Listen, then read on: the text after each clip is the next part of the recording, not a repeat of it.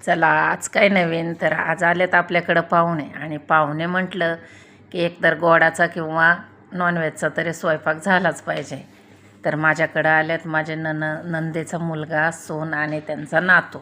घरात होते अंडी, मग काय अंड्याचं म्हटलं करावं कालवण आणि थापाव्या चुलीवर दाना भाकरी. तर मग काय केलं अंड्याचं कालवण आणि केल्या भाकरी.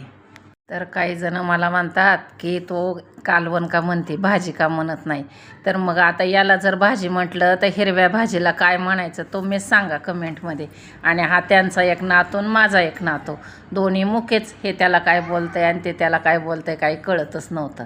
आणि चला जेवण खावण करून आता पाहुणे आपले निघाले आणि त्यांचं व्यवस्थित असं सर्व काही करून आपण त्यांना छान असा निरोप देतोय. तर हे पण यूट्यूबचे ब्लॉगर आहेत आणि आपण त्यांना दिला आहे निरोप. तर चला नक्की सांगा कमेंटमध्ये.